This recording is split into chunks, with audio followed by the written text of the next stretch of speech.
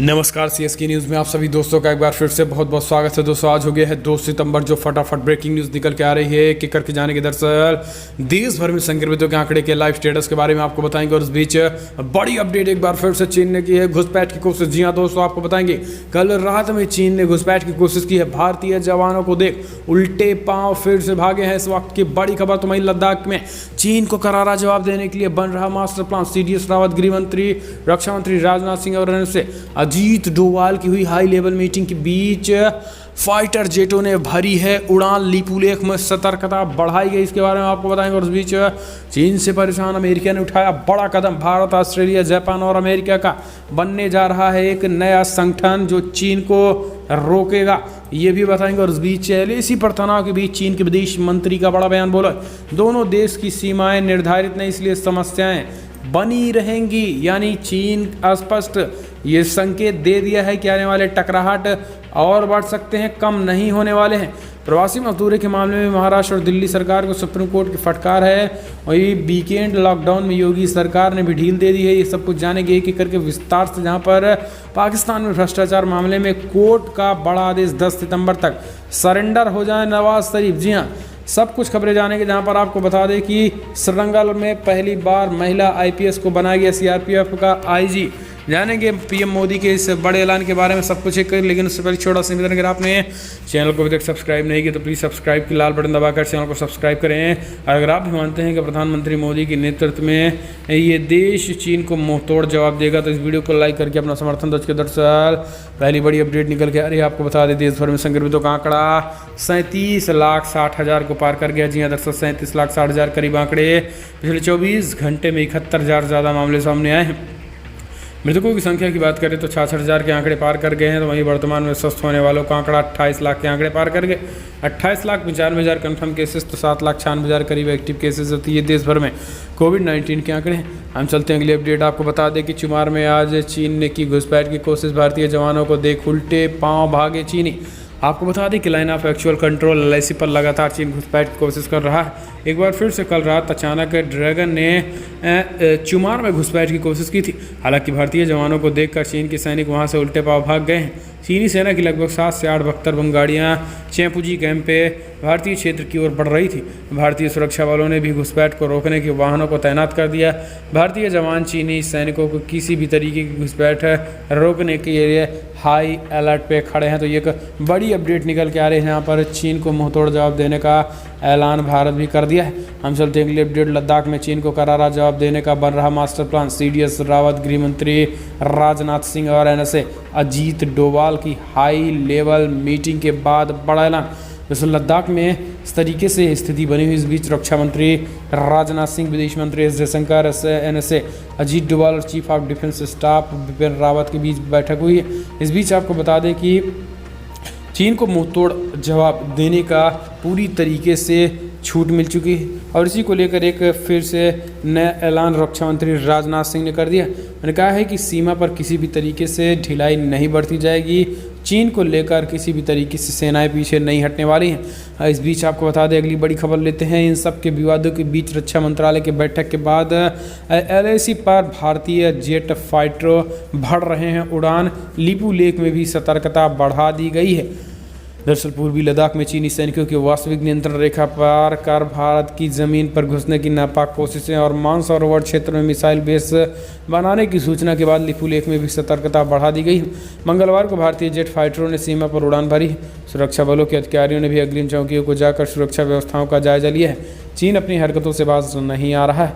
लद्दाख में चीनी सैनिकों की ओर से की जा रही उकसावे की हरकतों को देखते हुए उत्तराखंड के पिथौरागढ़ जिले में सटी भारत चीन सीमा पर लिपुलेख में भी सुरक्षा एजेंसी पूरी तरीके से अलर्ट हो गई हैं।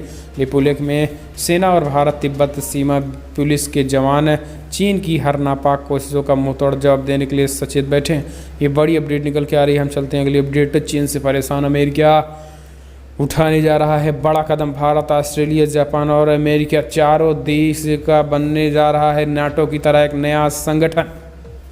चीन की हरकतों से परेशान अमेरिका एक बड़ा कदम उठाने की जा रहा है। वो चाह रहा है कि भारत, जापान, ऑस्ट्रेलिया और अमेरिका ये चारों देश मिलकर एक प्रोजेक्ट में शामिल हो। अमेरिका चाहता है कि चीन को रोकने के लिए वो नॉर्थ अटलांटिक ट्रीट ऑर्गेनाइजेशन की तरह ही एक संगठन बनाए। इसमें वही चारों देश शामिल हो जो खास करके चीन के खिलाफ युद्ध लड़ सकते हैं, और किसी भी तरीके से बड़ी अनहोनी में अगर खासकर जापान में होता है तो भारत साथ दे, भारत में होता है तो जापान और ऑस्ट्रेलिया साथ दे, ऑस्ट्रेलिया में होता है तो चारों देश मिलकर साथ दें, और छोटे छोटे देश अगर वियतनाम पर अटैक होता है या फिर ताइवान पर अटैक चीन करता है तो इस सिचुएशन में भी चीन के खिलाफ जापान, अमेरिका, ऑस्ट्रेलिया और भारत को एक साथ मिलकर चीन को जवाब कैसे दिया जाए, इस तरीके का एक संगठन डेवलप करने के लिए अमेरिका जल्द ही प्रस्ताव ला सकता है। तो दोस्तों, अगर आप भी मानते हैं कि चीन को रोकने के लिए एक संगठन तैयार करना बेहद ज़रूरी है जिनमें जापान, ऑस्ट्रेलिया और यूएस और भारत चारों देश शामिल हो, तो इस वीडियो को लाइक करके कमेंट के माध्यम से अपने सुझाव दें। हम चलते हैं अगली अपडेट लेते हैं। आपको बता दें कि प्रवासी मजदूरों के मामले में महाराष्ट्र और दिल्ली सरकार को सुप्रीम कोर्ट की फटकार। प्रवासी मजदूरों के मामले में सुप्रीम कोर्ट ने महाराष्ट्र और दिल्ली सरकार प्रवासियों को जवाब दाखिल करने को कहा है और जमकर फटकार भी लगाई है। अदालत ने कहा है कि हलफनामे न दाखिल करने के संकेत मिलते हैं। महाराष्ट्र और दिल्ली अदालती आदेश के लागू करने में दिलचस्पी नहीं दिखा रहे हैं। महाराष्ट्र और दिल्ली में काम करने वाले प्रवासियों की अधिकतम संख्या है। ऐसे में सुप्रीम कोर्ट ने प्रवासियों के कल्याण पर आदेश पारित करने हुए राज्यों के प्रवासियों की संख्या और उनके कौशल रोजगार के डाटा देने का कहा है। हम चलते हैं अगली अपडेट लेते हैं। यूपी में वीकेंड लॉकडाउन, योगी सरकार ने दे दी ढील। शनिवार को भी खुले रहेंगी दुकानें, केवल रविवार को ही रहेगी बंदी। यूपी में योगी सरकार ने बड़ा फैसला लिया है और यूपी में बाजार सुबह 9 बजे से रात 9 बजे तक खुलेंगे, जबकि साप्ताहिक बंदी केवल रविवार को रहेगी। यूपी सरकार के नए आदेश के बाद अब राज्य में शनिवार को भी बाजार खुलेंगे। मुख्यमंत्री योगी आदित्यनाथ ने मंगलवार को सीनियर अफसरों के साथ हुई बैठक में ये बड़ा फैसला लिया है। सीएम योगी ने राज्य में एक दिन में कोरोना के 1,49,000 से अधिक कोविड-19 टेस्ट किए जाने पर संतोष व्यक्त किया। उन्होंने इसे बढ़ाकर 1,50,000 प्रतिदिन कर दिया। जी हाँ, दरअसल आपको बता दें कि यूपी में अब 1,50,000 कोविड संक्रमितों के टेस्ट किए जाएंगे। हम चलते हैं अगली अपडेट लेते हैं। आपको बता दें कि पाकिस्तान भ्रष्टाचार मामले में कोर्ट का बड़ा आदेश, 10 सितंबर तक सरेंडर करे नवाज शरीफ। पाकिस्तान के पूर्व प्रधानमंत्री नवाज शरीफ को एक अदालत ने सरेंडर करने के लिए आखिरी मौका दे दिया है। भ्रष्टाचार मामले में नवाज शरीफ दोषी पाए गए हैं, लेकिन पिछले साल नवंबर में ही वो लंदन में थे। और इस बीच पाकिस्तान की एक अदालत ने मंगलवार को नवाज शरीफ को कहा है कि उनके पास सरेंडर करने के लिए 10 सितंबर तक का वक्त है। लाहौर हाईकोर्ट ने नवाज शरीफ को 4 हफ्तों के लिए विदेश जाने की परमिशन दी थी ताकि वो अपना इलाज करवा सकें, लेकिन वो तभी से ही वापस नहीं आए हैं। आपको बता दें कि 70 साल के नवाज शरीफ को ऑल अजीजिया अश्लील मील मामले में 7 साल की सज़ा सुनाई गई है। हम चलते हैं अगली अपडेट लेते हैं। आपको बता दें कि श्रीनगर की पहली बार महिला आईपीएस को बनाया गया सीआरपीएफ का आईजी। जी हाँ, चारू सिन्हा बनी है। दरअसल आपको बता दें कि देश में पहली बार महिला आईपीएस अधिकारी को आतंक प्रभावित जम्मू कश्मीर और श्रीनगर सेक्टर में सीआरपीएफ के आईजी पद पर नियुक्ति किया गया। ये महिला अधिकारी 1996 बैच की तेलंगाना कैडर की आईपीएस अधिकारी चारू सिन्हा है। आपको बता दें कि ये पहली बार नहीं है कि उन्हें कोई मुश्किल जिम्मेदारी सौंपी गई है। इससे पहले वो बिहार के नक्सल प्रभावित इलाकों में भी सीआरपीएफ के आईजी पद पर सेवा दे चुकी है। आपको बता दें कि आईपीएस अधिकारी चारू सिन्हा के नेतृत्व में कई नक्सल विरोधी ऑपरेशन चलाए जा चुके हैं। उनके सफल कार्यकाल और अनुभव को देखते हुए सरकार ने उन्हें जम्मू में सीआरपीएफ के आईजी के तौर पर तैनात कर दिया है। अब सोमवार को नए आदेश के तहत सरकार ने चारू सिन्हा को आतंक प्रभावित श्रीनगर सेक्टर का सीआरपीएफ आईजी नियुक्त किया गया है। हम चलते हैं अगली अपडेट। आपको बता दें कि 2 दिन में 60 करोड़ संपत्ति। बाहुबली अतीक की अब 7 संपत्तियों की होगी कुर्की। दरअसल गुजरात की अहमदाबाद जेल में बंद डॉन बाहुबली मुख्तार सांसद अतीक अहमद की आर्थिक रूप से कमर तोड़ने के लिए पुलिस की कार्रवाई लगातार जारी है। अतीक अहमद की 7 संपत्तियों को भी कुर्क करने के लिए पुलिस ने कार्रवाई तेज कर दी है। पुलिस ने इन संपत्तियों के चिन्हित कर रिपोर्ट जिलाधिकारी को भेज दी है। हालांकि अभी तक कुछ संपत्तियों के सत्यापन का काम बाकी है, लेकिन जल्द ही डीएम से अनुमति मिलने के बाद इन संपत्तियों को भी कुर्क करने के लिए पुलिस कार्रवाई कर सकती है। तो ये बड़ी अपडेट है। हम चलते हैं अगली अपडेट। आपको बता दें कि CAA हिंसक प्रदर्शन में शामिल PFI के 4 सदस्यों के घर कुर्क करेगी पुलिस, लगा नोटिस। जी हाँ, आपको बता दें कि यूपी के कैराना में पुलिस ने popular front of India PFI के 4 सदस्यों के घरों पर सोमवार को कुर्की का नोटिस लगा दिया है। संशोधित नागरिकता कानून के विरोध में पिछले साल दिसंबर में हुए प्रदर्शन के संबंध में पुलिस ने यह कार्रवाई की। अधिकारियों ने जानकारी दी है। उन्होंने कहा है कि पीएफआई के 4 सदस्य डॉक्टर गुफरान, डॉक्टर मुनव्वर अहमद और कारी अब्दुल वाजिद फरार हैं। कैराना पुलिस थाने के पास प्रभारी प्रेमवीर राणा ने कहा है कि एक स्थानीय अदालत ने दंड प्रक्रिया संहिता की धारा 82 के तहत कुर्की की नोटिस जारी कर दिया है, जिसमें आरोपियों को 25 सितंबर तक या उससे पहले उपस्थिति होने के आदेश भी जारी कर दिए गए हैं। हम चलते हैं अगली अपडेट। आपको बता दें कि एनसीबी ने पकड़ा ड्रग्स पेडलर। पूछताछ में रिया के भाई सौबिक के कनेक्शन का मिला बड़ा सबूत। दरअसल सुशांत सुसाइड केस के मामले में एनसीबी और सीबीआई जैसी एजेंसियां काफ़ी एक्टिव हो गई हैं। एनसीबी ने हाल ही में एक ड्रग पेडलर को मुंबई से हिरासत में लिया था। रिपोर्ट के अनुसार यह शख्स बॉलीवुड सेलिब्रिटीज़ को ड्रग्स सप्लाई करता है। एनसीबी लगातार पूछताछ कर रही है, जिसमें अहम बात सामने निकल के आई है। वहीं रिया के भाई सौबिक के कनेक्शन से जुड़े होने के भी सबूत मिल रहे हैं। गौरतलब है कि सुशांत की मौत के मामले में ड्रग्स एंगल की एंट्री तब हुई थी जब ईडी ने रिया चक्रवर्ती का मोबाइल फ़ोन क्लोन करके ऐसे मैसेज रिट्रीट किए थे जिसमें रिया खुलेआम ड्रग्स की लेन देन की बात कर रही थी।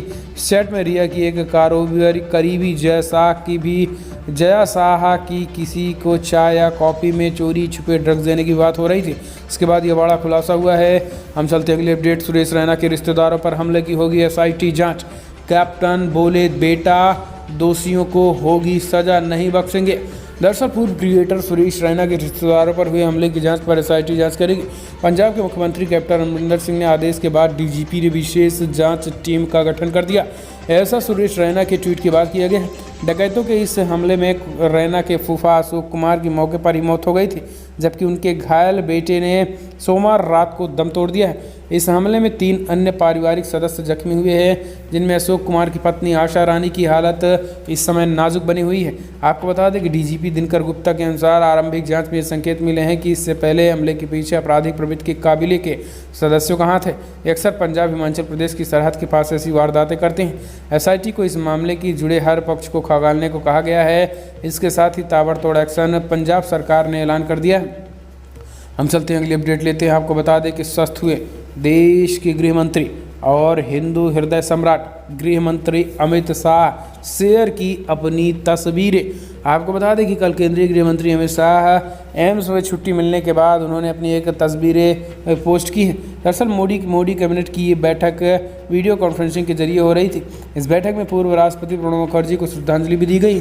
अमित शाह ने बैठक की तस्वीरें आम लोगों के ट्विटर पर भी शेयर की है और आम जनमानस को ये बताने की कोशिश की है कि फिलहाल वो स्वस्थ हो चुके हैं और अब वो अपने कैबिनेट यानी कामकाज भी लगभग शुरू कर दिए हैं। तो गृह मंत्री अमित शाह लगभग पूरी तरीके से स्वस्थ हो चुके हैं, लेकिन कुछ लोगों के लिए ये एक बहुत बड़ा झटका होगा। तो दोस्तों, झटका किसके लिए होगा, कमेंट के माध्यम से आप अपनी राय देना ना भूलें।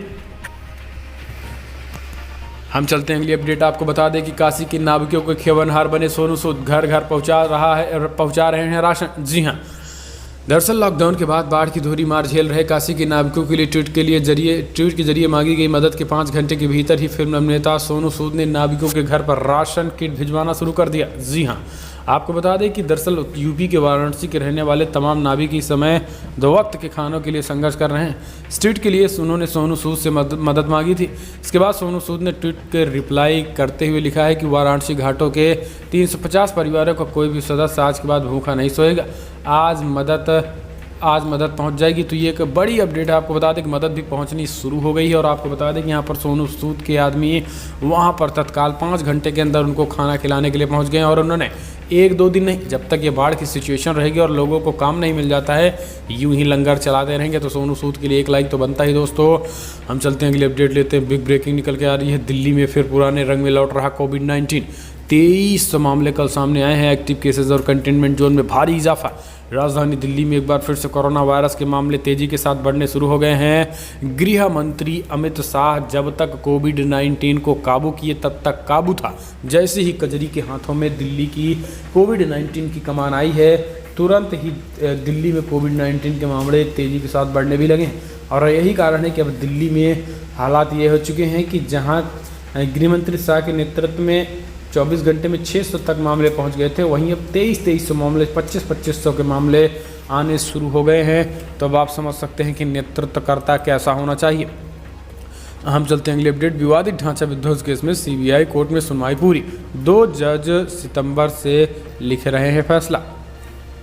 अयोध्या में विवादित ढांचा विध्वंस मामले की सुनवाई कर रही विशेष अदालत ने सभी पक्षों की दलीलें, गवाही जिस तरीके जीरा सुनने के बाद मंगलवार को मामले की सुनवाई पूरी कर ली है। मामले की सुनवाई कर रहे न्यायाधीश बुधवार को 2 सितंबर से अपना फैसला लिखना शुरू करेंगे। इससे पहले वरिष्ठ वकील मृदुला राकेश, आईवी सिंह और महिपाल आहलूवालिया ने आरोपियों की तरफ से मौखिक दलीलें पेश की। इसके बाद सीबीआई के वकीलों ललित सिंह, आर.के. यादव और पी. चक्रवर्ती ने भी मौखिक दलीलें दी हैं। दोनों पक्षों की दलीलें पेश होने के बाद विशेष न्यायाधीश एस.के. यादव ने कहा है कि बुधवार से फैसला लिखवाना आरंभ करेंगे। दशकों पुराने इस मामले में पूर्व उप प्रधानमंत्री लाल कृष्ण आडवाणी, यूपी के पूर्व मुख्यमंत्री कल्याण सिंह, पूर्व केंद्रीय मंत्री मुरली मनोहर जोशी भी शामिल थे। तो दोस्तों लगभग बड़ी खबरों में इतना ही, लेकिन एक और बड़ी खबर दुनिया भर में कोविड-19 के जो आंकड़े निकल के आ रहे हैं, आपको बता दें कि 2,53,34,000 के आंकड़े पार कर गए। जी हाँ दर्शक, दुनिया भर में 2,53,34,000 कन्फर्म केसेस, तो मृतकों की संख्या 8,48,000 को पार कर गई है। यूनाइटेड स्टेट में 60,32,000 कन्फर्म केसेस, तो 1,83,000 करीब लोगों की मौत हो गई है। ब्राज़ील में 39,08,000 कन्फर्म केसेस, तो 1,21,000 करीब लोगों की मौत हो गई है। इंडिया में 36,91,000 कन्फर्म केसेस, तो 65,000 से ज़्यादा लोगों की मौत हो गई है। तो रसिया में भी 10 लाख के आंकड़े पार कर गए। तो दुनिया भर में ये कोविड-19 के आंकड़े। तो दोस्तों फिलहाल बड़ी खबर में इतना ही, लेकिन अगर आपको वीडियो पसंद आया तो लाइक करें, शेयर करें, कमेंट के माध्यम से आप अपनी राय देना ना भूलिए। इस वीडियो में इतना ही।